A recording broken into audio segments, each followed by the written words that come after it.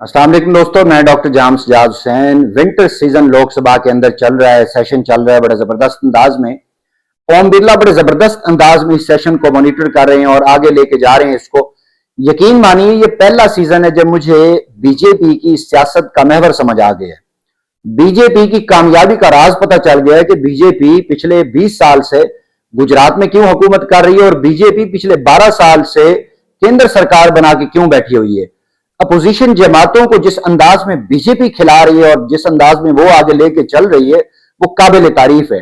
जिस अंदाज में आरएसएस का एजेंडा आगे जा रहा है, जिस अंदाज में बीजेपी अपना एजेंडा आगे लेके चल रही है और तमाम पॉलिटिकल पार्टीज को, इंडियन नेशनल कांग्रेस हो गई, समाजवादी पार्टी है, आम आदमी पार्टी है, तृणमूल कांग्रेस है, जितने बाकी दल हैं, जिस अंदाज में बीजेपी उसको आगे लेके चल रही है वो वाकई काबिल तारीफ है। वो क्यों मैं तारीफ कर रहा हूं बीजेपी की? देखिए, इस वक्त विंटर सेशन चल रहा है और उसमें एक मुद्दा है जो डिस्कस हो रहा है और आप हैरान हो गए ये मुद्दा कैसा है और मैं क्यों तारीफ कर रहा हूं। विधानसभा के अंदर ये मसाइल चलते रहे, मुख्तलिफ जो स्टेट्स हैं उसकी विधानसभा में बातें चलती चलती कल्मिनेट होगी, लोकसभा तक आ गई। अब केंद्र सरकार में जब मोदी वहां बैठा हुआ है, उसने एक एजेंडा रख दिया कि जो हमारा यानी इंडियन, जिसको कौमी तराना कह लें या उसको वो राष्ट्रीय गीत कहते हैं, उसके ऊपर उन्होंने बात छेड़ दी है। पहले ये आहिस्ता आहिस्ता इन्होंने विधानसभाओं के अंदर ये बात चलाई, बाद में इसको ले आए लोकसभा के अंदर। और ओम बिरला को साफ ज़ाहिर है बीजेपी का बंदा है तो उसने अपने अंदाज से सेशन चलाना है, तो उसके ऊपर उन्होंने बहस छेड़ दी कि जनाब ये जो राष्ट्रीय गीत है इसके पहले दो अंतरे कहां से लिए गए, इसमें रविंद्रनाथ टैगोर का क्या रोल है, इसमें पंडित जवाहरलाल नेहरू का क्या किरदार है, इसको बदला जाए।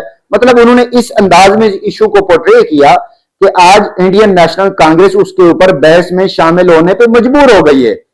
प्रियंका गांधी ने गुज़िश्ता रोज बड़े जबरदस्त अंदाज में, धांसू स्टाइल में वो दलाइल दिए कि ये हमारा जो राष्ट्रीय गीत है, यानी वो जो जन मन गण पता नहीं वो क्या क्या गाते रहते हैं, उसके ऊपर उन्होंने कहा कि ये जनाब ये जो पहले अंतरे हैं रविंद्रनाथ टैगोर ने, इसकी बड़ी कम्युनिकेशन चली, यानी उस रविंद्रनाथ टैगोर की कम्युनिकेशन चली विद पंडित जवाहरलाल नेहरू और काफी इश्यूज के ऊपर वो मिले आपस में और जिसमें ये भी एक इंक्लूडिंग था, ये मेन इशू था।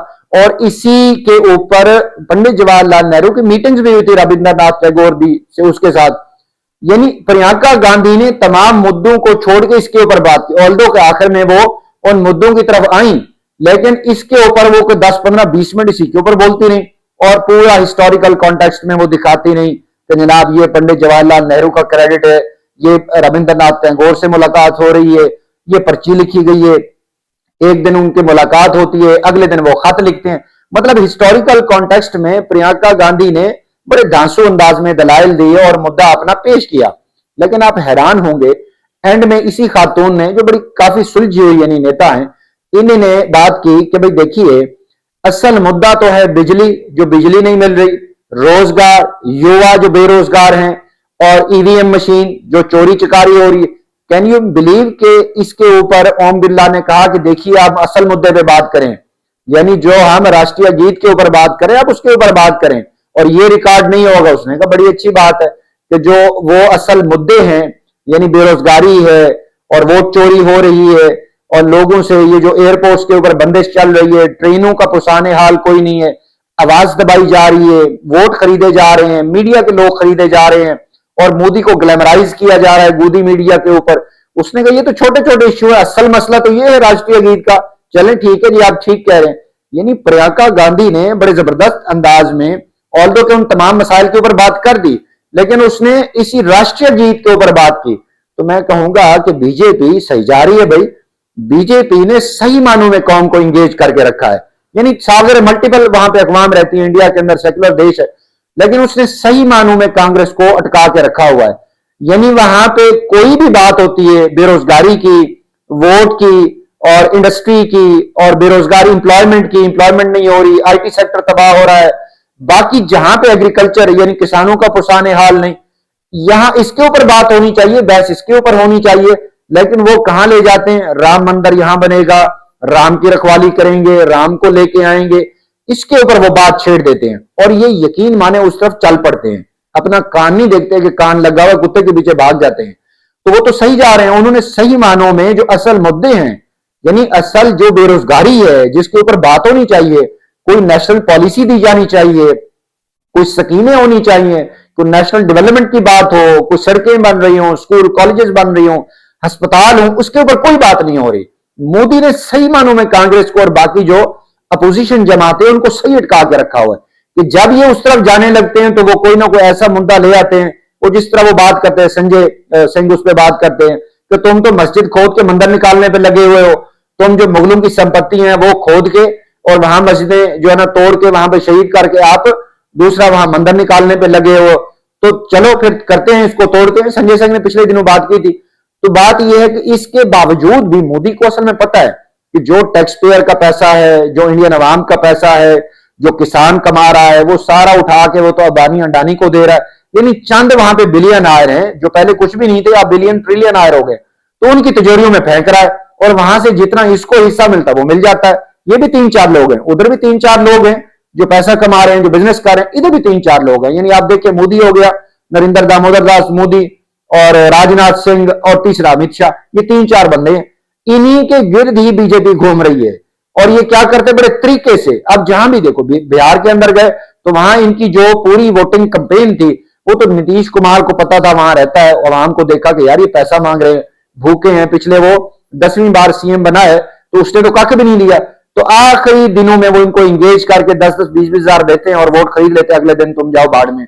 वो बेचारे, जिस तरह वो निया सिंह राठौर बात करी, वो ठीक कह रही है कि जाओ जी, जो भी मेरे साथ करना है कर लो और तुमने जो बिहार के साथ करना है करते रहो।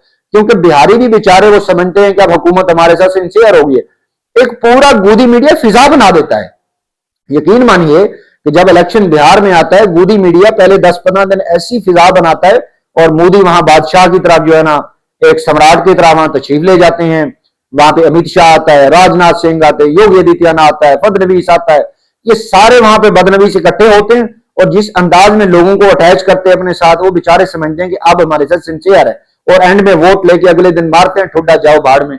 यही काम मोदी हर उसमें स्टेट में कर रहा है। और उसने क्या किया, गोदी मीडिया क्रिएट किया हुआ। अब सबसे बड़ा जो लोकतंत्र जो अपने आप को क्लेम करता है ओम बिरला, तो भाई इसी के अंदर बहस किस पे होनी चाहिए थी। अब देखो, इसको बोलते हैं इंग्लिश में, अगर सही मानों में देखा जाए, जो इंडिया के अंदर डिबेट चल रही है पार्लियामेंट के अंदर, रेजोनेंस। ये रेजोनेंस नहीं है। अवाम के मसाइल ये नहीं है कि राष्ट्रीय गीत किसने लिखा, पहले 2 अंतरे किसने लिखे, वो तो गा रहे हैं बेचारे, मजबूर है। जब से वो बना है, भारत बना है, इंडिया बना है, वो गा रहे हैं। अब इसके ऊपर बहस क्यों हो रही है? मुगलों के तर्ज हुकूमत के ऊपर बहस क्यों हो रही है? भाई वो तो गए, खत्म हो गया, अब तुम वो अपनी बात करो। फिर क्या करेंगे? तीसरा पंडित जवाहरलाल नेहरू पे डाल देंगे सारी बात, और ये भी चल पड़ते हैं। यानी इससे सोनिया गांधी की सारी स्पीच में जो मुझे लगा, वो बेचारी उसको जस्टिफाई कर रही है कि पंडित जवाहरलाल नेहरू ने ये काम किया, और कहते नहीं ये को काटो, ये खत्म करो, मिना करो स्पीच में से। असल बात है राष्ट्रीय गीत के ऊपर वो गिनवाने लगी कि अगर पंडित जवाहरलाल नेहरू जेल में ना जाता और ये सारे काम ना करता तो आज तुम यहां पे बीजेपी सरकार बना के ना बैठी होती और लोकतंत्र ना होता, तुम बात ना कर रहे हो। तो कहते नहीं ये खत्म करो। हाँ, उसने कहा ये तो बड़ा ट्रिवियल सा इश्यू है ना, असल इश्यू तो राष्ट्रीय गीत है। कमाल है यार। लेकिन ये पहला सीजन है जब मैं इसको गौर से देख रहा हूं और मुझे ये यकीन हो गया कि बीजेपी की जो कामयाबी का राज है वो इसी चीज में है। वो असल मुद्दे से हटा देती। अब तो वो पार्टियों को बेवकूफ बनाने शुरू हो गई है। पहले तो आवाम को था, अब पार्टियों के ऊपर आ गई है कि जो वहां पे सबसे बड़ी जमात है, इंडियन नेशनल कांग्रेस सबसे बड़ी जमात रही है, तो 50 साल हुकूमत की इसने, 55 साल। तो अब चार्जर वो होता है जब हर अरूज के ऊपर शेख राजी ने कहा था जिवाल होता है, जिवाल के ऊपर अरूज होता है। अब इन्होंने बड़ा टैक्टफुली उसके साथ प्ले किया है कि वो 50-55 साल की जो भारत बना के बैठी हुई है, उस पार्टी को कह रहे हैं कि तुम्हारे जो आबाओ अजदाद थे वो ठीक नहीं थे, उन्होंने ये काम गलत किया, ये काम गलत किया। कौन कह रहा है? जो पैदा भी नहीं हुआ था उस वक्त। कमाल नहीं हो गया? तो बीजेपी सही मानों में सही सियासी तौर पे पन्ने ठीक खेल रही है, तारीख के सही धारे पे खड़ी है। आगे उसका क्या होता या नहीं होता, लेकिन सियासी अंदाज में वो सही ठगबाजी कर रही है और जितनी जमातें हैं, जो अपोजिशन जमातें हैं, उनको सही मानों में चरा रही है कि जो वो भूंगा डालती है वो उसके पीछे चल पड़ती है, लेकिन अपना कान चेक नहीं करती कि कुत्ता लेके गया नहीं, कि अपना ही कान देख लो। तो मोदी की जो कामयाबी का टोटल राज है वो मुझे तो यही समझ आया। आपको क्या समझ आया? इस आप चैनल को सब्सक्राइब भी कीजिएगा और लाइक शेयर किया करें, कमेंट जरूर किया करें। जो आपका फीडबैक है उसको, उसकी रोशनी में हम मजीद अच्छे वीलॉग आप तक पहुंचाते रहेंगे।